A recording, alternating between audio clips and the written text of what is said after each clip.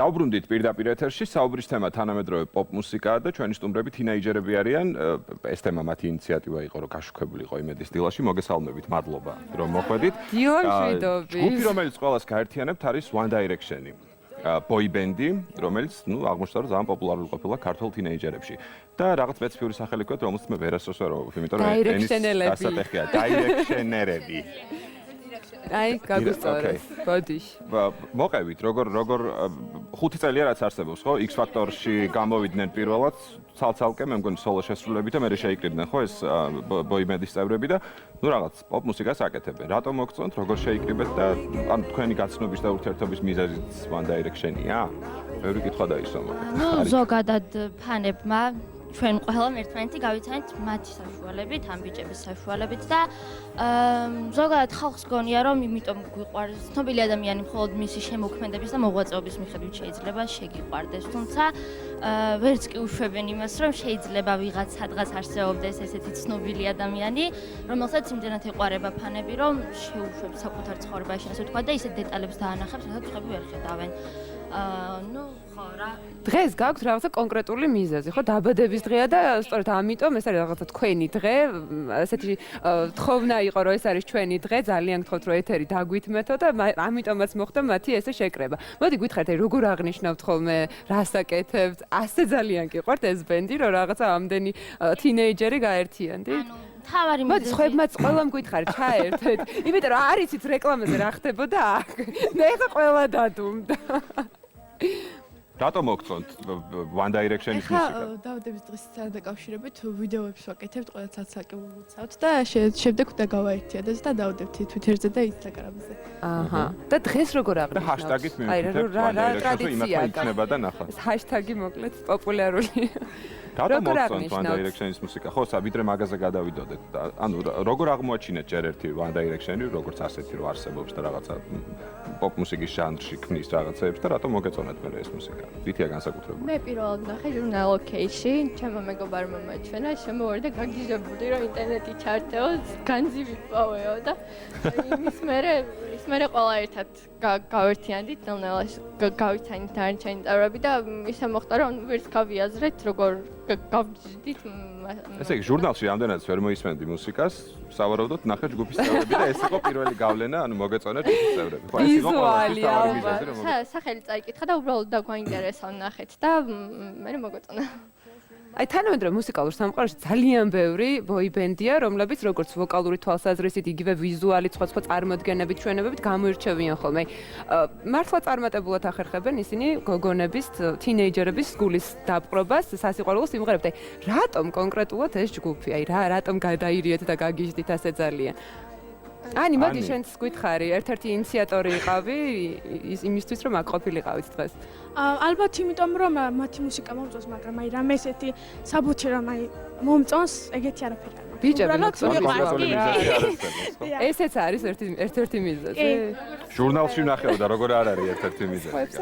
ანუ ზოგადად ჩვენი ატმოსფერის თავარი მიზეზი რაც არის, ალბათ არის ის, რომ კონკრეტულად ჩვენს ქვეყანაში განსაკუთრებით ძაფრად გამოიხატება ეს სიძულვილი მათ მიმართ და არ ვიცი ეს რის გამოა. ანუ მუსიკას რაც ბიჭების მხრიდან? კონკურენტებს ხედავენ და მაგის. ბიჭების მიმართ. ქართველი ხალხისგან ასე ვთქვათ.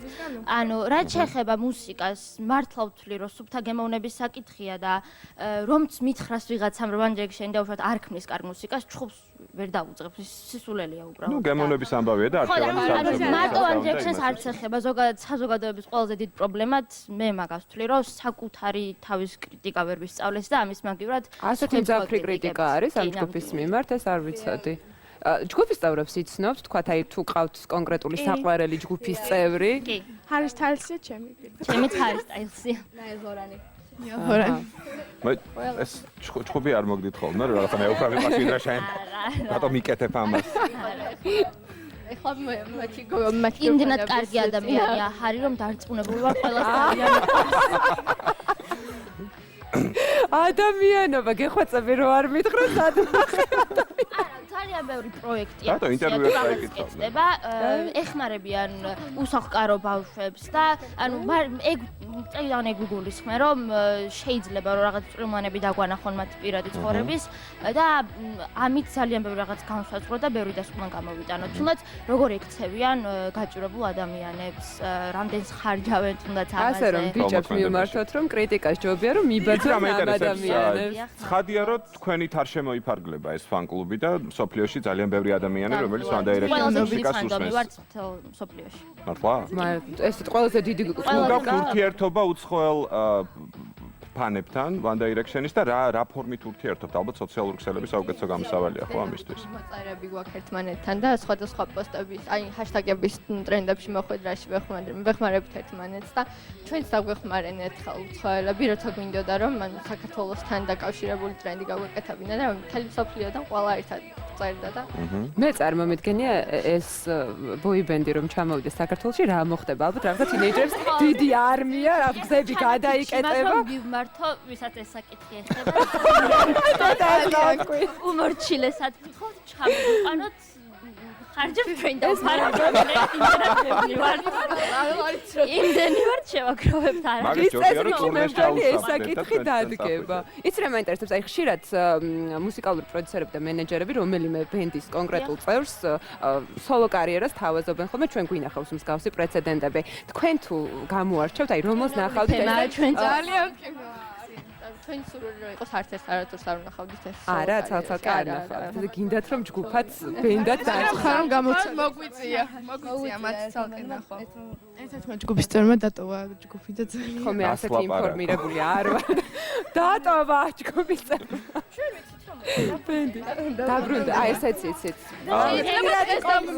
დაბრუნდება ვიცით. ძალიან ბევრი მიკროფონთან უცა. ძალიან ბევრი ასე ვთქვათ სპოილერი იყო, რომ დაბადების დღეს უნდა დაბრუნებულიყო და ძალიან დიდი იმედი გვაქვს, რომ რაღაც მოხდება და დაბრუნდება. ნუ ყველაზე მცირედი კონცერტს მაინც ჩაატარებენ ერთად. გეხვეწები მითხარით დღევანდელ დღეს როგორ აღნიშნავთ? რაღაცა მუსიკას ხმამაღლა, ვრთავთ, ყველა შეიძლება ესეც მოხდეს, არ ვიცი, ტექსტი მუსიკას მოვიდეთ. როგორც ჩაოლებრივი დავადებები. ერთმანეთს ულოცავთ ხოლმე. შარშან მაგალითად უნდა. კიდე ერთი მუსიკოსი, რომელიც განსაკუთრებული პოპულარობით სარგებლობს თინეიჯერ გოგონებში, არის ჯასტინ ბიბერი და ვიცი რომ ორ ბანაკად ხართ დაყოფილები One Direction-ის ფანელები და ჯასტინ ბიბერის ფანელები. ბილი ბერებს. და მე რომ თქვა ეხლა რომ ბილი ბერი ვარ ჩამქოვავენ. მაგას ჩემი აზრით ზედმეტად ბევრი სიძულვილია ასე ვთქვათ ამ სამყაროში, იმიტომ რომ ვერ ხვდები რატომ უნდა გადაიმტეროს ერთმანეთს ორი ფანტომი. ანუ როცა შეიძლება რომ მშვიდობასა და მეგობრობაში იცხოვრო. როცა შეიძლება რომ ან არ მოგწონდეს, ან მოგწონდეს, იმიტომ რომ მე ჩვეულებრივი ადამიანი ვარ და მე ხარიც მიყვარს და ჯასტინ ბიბერზეც. კარგი, ეხლა ვნახოთ ჩვენ One Direction-ის ერთ-ერთი სიმღერის ფრაგმენტი, რომ ნახოთ რატო. და აქ ემოცია ნახეთ რა მოხდება.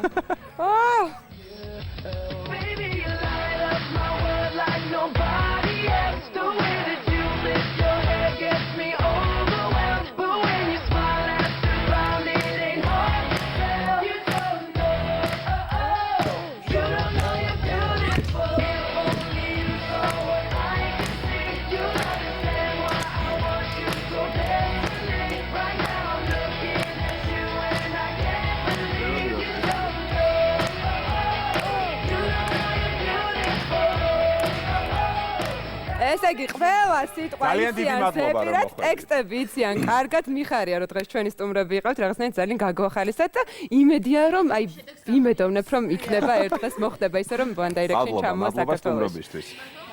თრისი დროა, ქრონიკის დროა იმედის დილაში. ნუ